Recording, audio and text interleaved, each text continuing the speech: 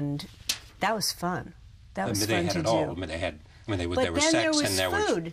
And there was food. And you know, here, you know, Julie Powell was turning 30, had gone to Amherst, was really smart and very talented, and was working in the Manhattan Redevelopment Corporation, or whatever it's called, dealing with all the victims of 9/11.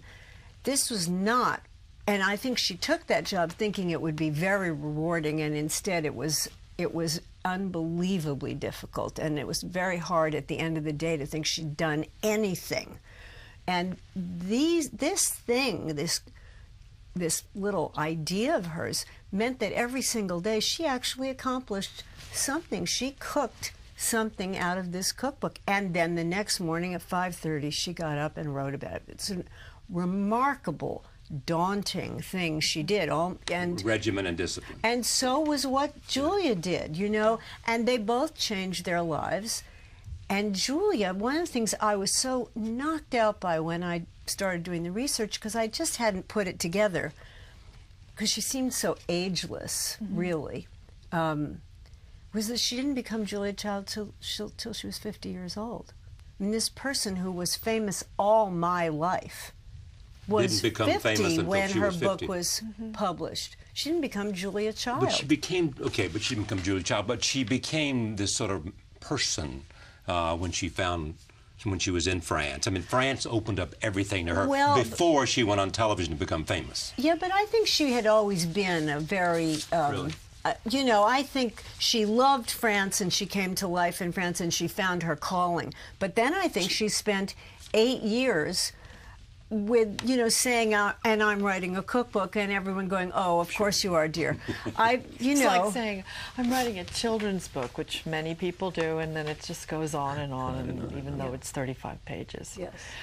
Yeah. I think that it's very interesting to me that they fell in love, that he fell so hard for her before she knew what she wanted to be, and for many years before she knew if that was ever going to work out.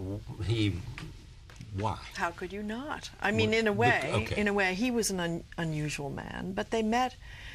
He was in very China, much of a cosmopolitan. Yes, he loved food and wine and books and. I think he was in his late 40s when they met. They were 10 years different, was it, in age? Yeah, he'd had a lover that, for a long time, who died.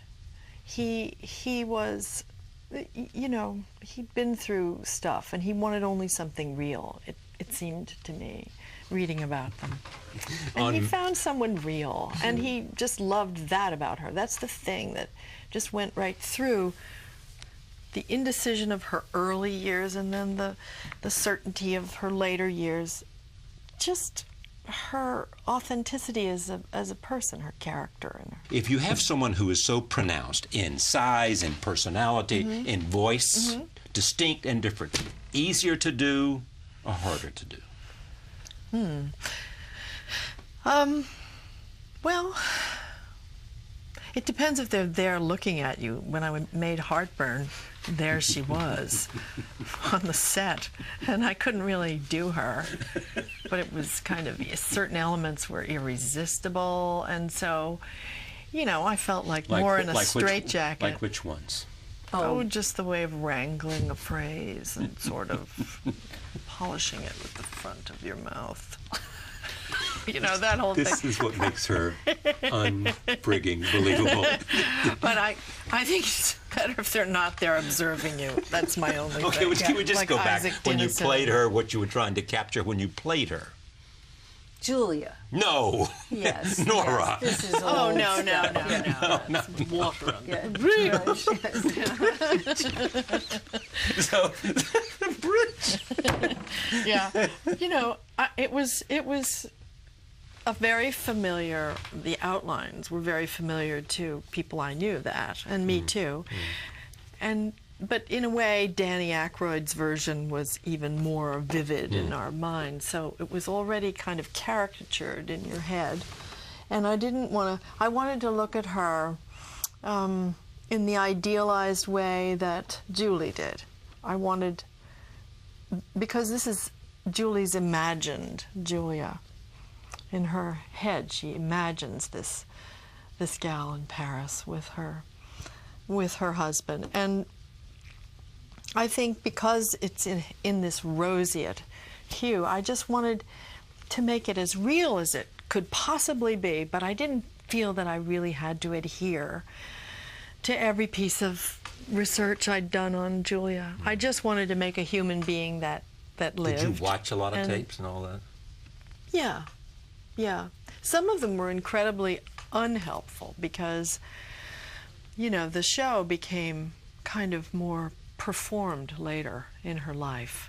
But the very earliest ones, when she first put herself in front of a camera, and in those days it's hard to remember. People didn't know what they looked like on tape. People weren't being photographed from the fetal stage, you know, and thrown up on the TV screen. So she was sort of really authentically who she was, and she was 50 and formed and done, you know. You believe success is better when it comes late in life? Oh, success is okay whenever it comes. You know, because it ebbs and then it goes away and then it comes back again. How would sometimes. You know? All right, here's a clip from the film Julie and Julia with Meryl Streep as Julia Child preparing an omelet. She changed everything. Before her, it was frozen food and can openers and marshmallows. Don't knock marshmallows. Give it a try. When you flip anything, you've just got to have the courage of your convictions, especially if it's a loose sort of mass, like, oh, that didn't go very well. Well, that didn't go very well. See, when I flipped it, I didn't have the courage to do it the way I should have. But you can always pick it up, and if you're alone in the kitchen, who is going to see? You're alone in the kitchen, who's to see? Pearls.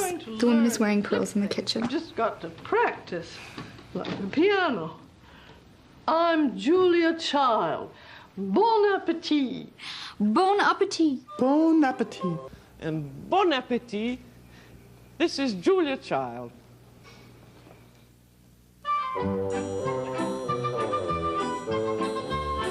So real. I know, she's so relieved it's over. Yes. And that she doesn't have to hold her Her face in falls a... down. And I just So what love was it. she like off camera? She was everything we saw here with Meryl off camera. Well, my friends who knew her, I mean, one of my friends, Bob Gottlieb, who was the editor-in-chief of Knopf when they published the cookbook, said that she was a Christmas tree, that she was... all the time. Just twinkling human being, big twinkling person. She was irresistible, and everyone fell in love with her. When she moved to France, I mean, she lived in a couple of countries where she was even taller than tall. She was in Ceylon and China and then France. So, and within a week, everyone there knew her because she was so, she stood out literally, and she relaxed everyone about the fact that she was bigger than they yes. were. You know, a larger than life character even. She was the real deal. And I'm sad I never met her because I think she would have been one of the few that just made you not remotely disappointed in them as a person. She was. I remember. I did 2 interviews with her. It was unbelievable. I mean, you'll see a little bit of it. She was in her 80s at this time. She died 4 days before she was 92. Anyway, another tape just to get a sense of what this movie is like. This is Julia Child and her husband, played by Stanley Tucci. Roll tape. Here it is. What should I do, you think? About what? I don't really want to go back into government work. You know, but shouldn't I find something to do? These wives don't do anything here. That's not me. This is not me. I know. I saw a notice on the bulletin board at the embassy for hat-making lessons. You like hats? I do. No. I do. What is it that you really like to do? Eat. I know. And you're so good at it. am Look at good you. at it. Now, They're how growing good in you are. front of you.